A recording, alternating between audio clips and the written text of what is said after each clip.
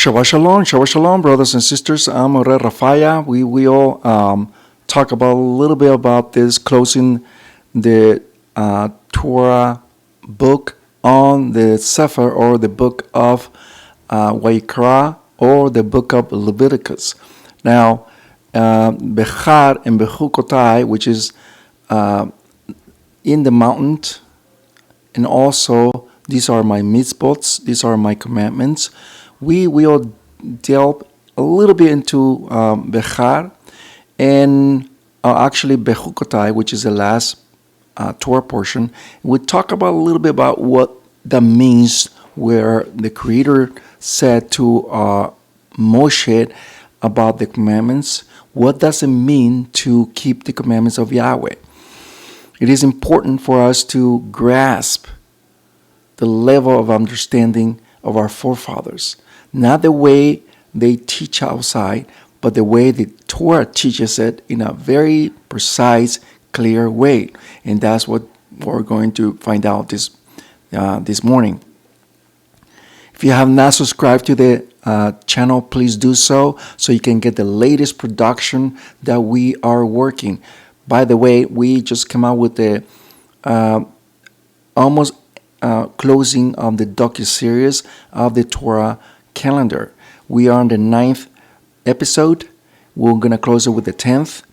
And we will start a new docu-series about the lost sheep of the house of Israel in the Americas, from north all the way down south. It's going to be super interesting because we'll talk about a lot of topics. It's going to be a production. It's not going to be a talk, but it will be a production like we always do, coming very soon. So let's start off with this Torah portion, Behar-Behuqotai. It speaks very much so as one of the important Torah portions that I think is very essential for us to see this morning. Chapter 25, verse 1, all the way to 26, verse 2. Yahweh spoke to Moshe in Behar, in the mountain Sinai, and said, "Say to the sons of Israel, when you enter into the land that I am giving you, the land itself will observe the Shabbat of rest for Yahweh." These are direct command to Moshe to tell the children of Israel that there will be a pause. There will be a pause not only for themselves as people, but also to work on the land, of course, our land, but also for the land itself, for the creation of Yahweh. And the reason for it is because you have to understand how the Creator is with the creation itself. That involves the creation as far as animals, as far as the creation as far as the land, the earth. Everything that you can think of, there is always a reason why Yahweh says certain things. The problem is that we need to connect, we need to detach ourselves from the way we commonly think. We are a creation. You have to understand that. Our Creator, Yahweh Sabaoth, that's why His title is Creator. He knows what needs to be done in certain things, what needs to be done in certain ways, and we need to comprehend that. From the level of a creator, from the level of a creation, we need to understand all these levels. In the level of the Creator, He needs to make sure that the land is working properly, and thus it gives us the momentum to understand that there is a rest that the land needs. No wonder why, if you really think about it, especially nowadays, anywhere you go, what is it that the farmer needs to do when they work in the heartland? What is it that they need to have as a resource to bring to the land so it can bear fruits? They need fertilizers. They need things to boost up the growing process. And the reason for it is because the land is being, for so many years, the pollution and everything that you can think of, the land does not want to bear fruit anymore. And we have to force the land to give fruits. And that's one of the reasons. And one of the reasons why is because they're not giving a rest to the land. They're not giving a certain pause, a certain rest to give them a little break. And it's just like us. If you just keep working every single day of your life without a rest, I know a whole lot of people, they work every single day without a rest. And they don't take a time out. And there is a problem there because there is no such a way to put things together in our life to give a little rest so you can, reset and go back. There's none of that. And there is a problem always. No wonder why people are always stressed. No wonder why people are always trying to stressed out with everything that is going around because there is no rest. We need to take a time out. Just like I'll give you an example in the book of Psalms, the whole book of Psalms. If you're always going to read a word that says Selah, almost at the end of every sentence, right? Almost. It says Selah. That word, it's a pause. That's what it means. It's a pause. And if you really think about it, all the things that David wrote in the book of Psalms were hymns. They were songs. So if you are a musician, you understand that there's always in their notes, the musical notes, there's always going to be a pause. That's what it is. Selah is a pause. And no wonder, and the word Selah, it's comprised of one of the words for shalom. Selah almost comes from the word shalom, which is to be peace or to be a pause there. And no wonder why we always say Shabbat Shalom, peaceful Shabbat, or to be complete Shabbat. And the reason why we need this Shabbat today, is because we need to reset ourselves so we can enter another week of work.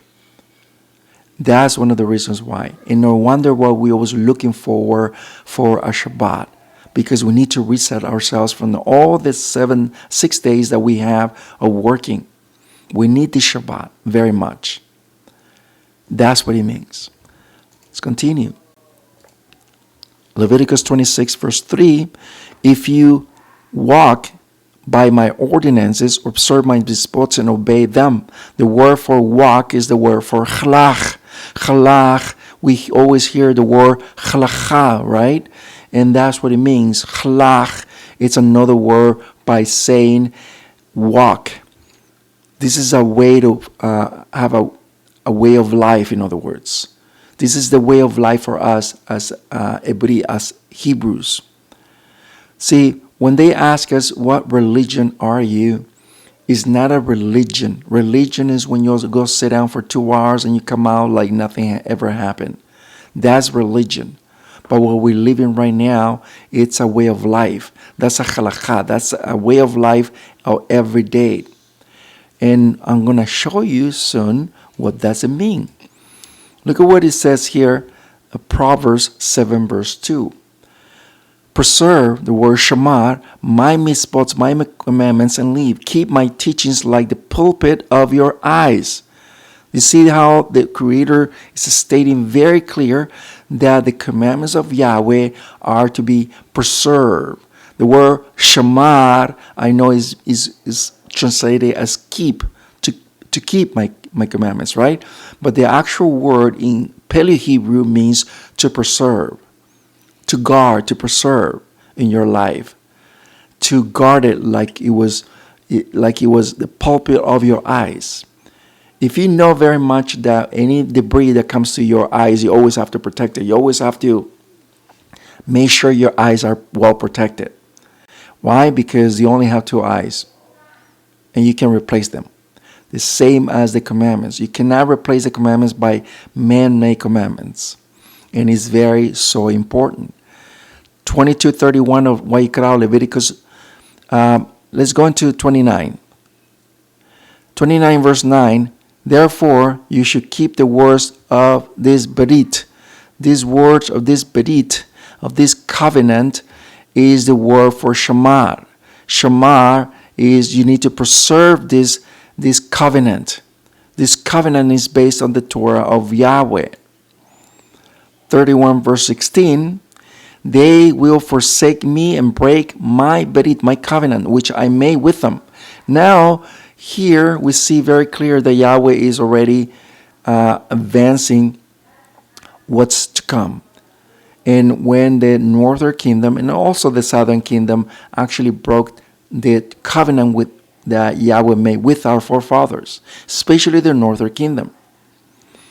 Here is very important for us to grasp that when the northern kingdom completely and utterly broke the commandments of Yahweh is when they went off straight into idolatry.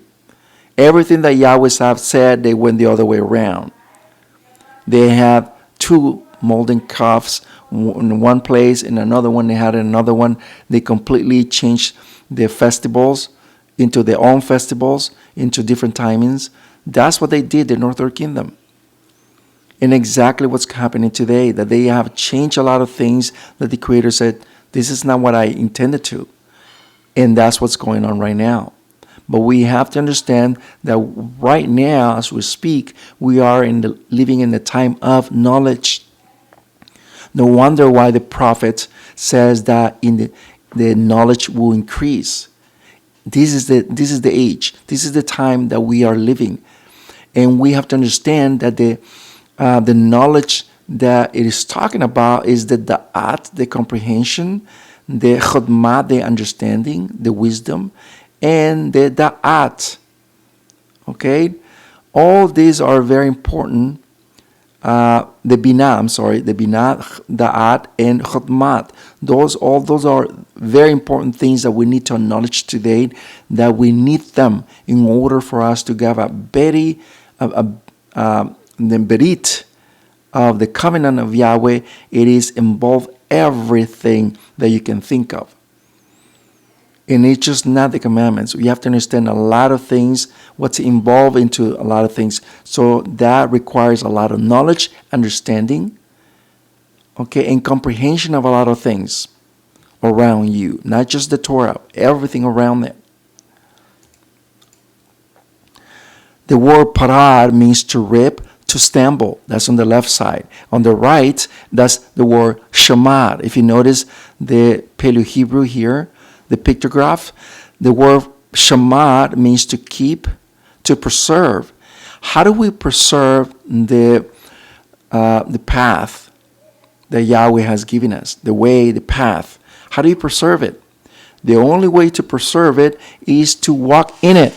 If you don't walk in it, then that will disappear. If you don't maintain the path, the Torah of Yahweh, it will completely. If you stop walking in that path, at least for a month, for 6 months, for a year, a complete year, that path will disappear. You want to come back and find it?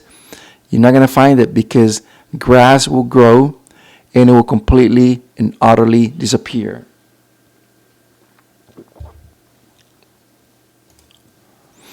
How's the road maintained? Well, the logical answer is to walk in it. It is important that you and I maintain the mitzvot, the commandments of Yahweh. The only way for us to maintain the mitzvot or the commandments of Yahweh is by acknowledging them, keeping them, not just on Shabbat, not just on festivals, not just whenever you feel like, it's every day. The problem is that we have taken, even though you have come into the Hebrew Torah nowadays, we're still following what the Christians are doing, which is taking this like it is a religion. It is not a religion. Was never intended as religion. Okay? Never was. The word is chalach, is a way of life. It's every day. That's what the Mashiach said, you need to take your cross every day. He didn't say just on Shabbat. He said every day. And that is a problem nowadays, that we need to get rid of that mentality, that Christian mentality, and even Messianic mentality nowadays. Exodus 18 verse 20, and teach them in the ordinances, the word is chukim, and in instruction in the Torah, and show them the way, where, and what they are to do. So do you see how very direct this verse is?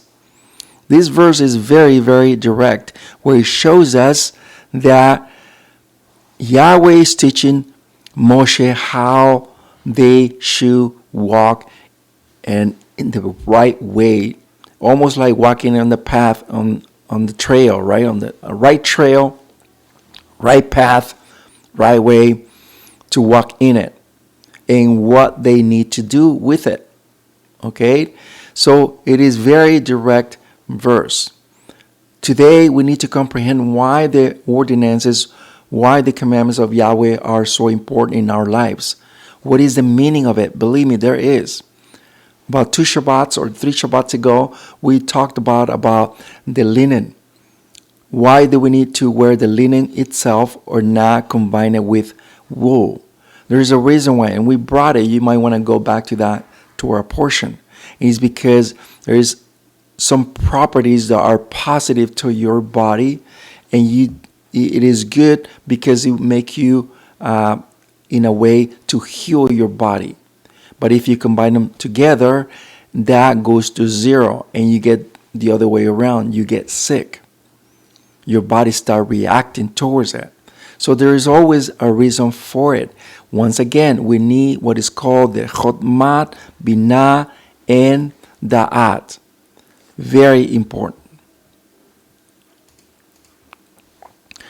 So if you don't preserve, if you don't maintain the path, the trail, it will completely and utterly disappear. We need to do that. We need to keep the trail, the path of Yahweh, by walking in it every single day. 22 verse 31, you will keep Shamar, my mitzvot, and obey them. I am Yahweh. We need to Shema, we need to preserve these things that Yahweh is always encouraging us to keep it. And the reason for it is because if you don't keep it, you will forget. If you don't acknowledge, if you don't repeat it to your children, to your wife, to your husband, to your friends, ye will forget. It's just like forgetting the name of Yahweh. If you don't mention the name of Yahweh in your Avodah, in your service on Shabbat, you will forget. And Yahweh says very clear not to forget his name. Very clear. The word asad is not only means to do, but also means at the very end to execute his word. How do we execute the word of Yahweh? That is a good question, right? And the word to execute is to action, to do it, not just to believe it. Usually in the Christian world and even on the Messianic world, it is believed that it's just believe and everything's going to be fine. No, just believe with your heart. There is always telling us, right? Just believe it in your heart and it's going to be fine. No. Usually the word asa means to execute, to do it. You know, like how the Nike logo is, just do it. Exactly. We need to just execute it, okay? To action it. A great example in the scriptures are Abinu Abraham, our father Abraham. When he believed, he was called the friend of Yahweh. He believed, but he did not just believe. He actioned it. One of the greatest example is when he offered his son Yitzhak, right? And he actioned it. He didn't just specify, okay, I'm just going to do it, and just walked away and nothing happened. No, he actioned it. So that makes us believe that he actually did the word asad. He executed the word. If you don't want to believe me, go to the book of Hebrews chapter 11, and it talks about the emunah, the consistency of our forefathers. That's what the word emunah means. I know in the Christian world, and they give them the word for faith, But faith don't mean anything because it's an abstract word. The word emunah means to be consistent in the things of Yahweh. Go in each one of them and they execute everything that Yahweh says. Proverbs 11:5, the right path of the perfect one will make his path straight. You see that? But the lost, the Rasha, leaving his way, will fall. This is a perfect example of the Tzaddik, the righteous, and the Rasha, the lost one. One keep his path straight. You see that? And the Rasha, the wicked one, will basically leave the way, the path, the trail. Once again, if you leave the path and the trail, you will not be able to find it because he or she is not consistent in the things of Yahweh. We are always encouraged to keep up the path every day. Now, let's go what Mashiach says, Yahushua. If you love me, you will keep my mitzvot, my commandments. Contrary to popular belief, it is believed that if you just love Yahweh, everything's going to be fine. If you just love Him with all your heart and all your mind, that doesn't mean anything. We need to understand what that means. Mashiach here, let's go back, it says very clear that the love towards Yahweh consists in keeping His mitzvot, in obedience, in other words. So that means that obedience is not based upon your emotions. Obedience is based upon your action to execute the things of Yahweh. Not because you're feeling it, but because Yahweh says you need to do it and there is a reason for it. Then you execute it. That Yahweh doesn't really care about your feelings, about your emotions. He knows how you feel, but He doesn't care about that. What He wants from us is He wants our obedience. And then when you execute the commandments of Yahweh, then you understand why He's saying it. He's saying it because He cares for us. Now, let me give you an example because I don't want you to think I'm taking it out of context. I will bring you more. Look at what it says, John 14:21. Everyone who has my mitzvot, my commandments, and keep them, you see that, is the one who loves me. You see that? One interaction on the other one. And the one who loves me will be loved by my Abba, my Father, and will love him, and I will reveal myself to him. Do you see that? This is how you know that you love Yahweh, because we keep His commandments. Just as Mashiach loves his Father, loves his Abba, he keeps His commandments. You see that?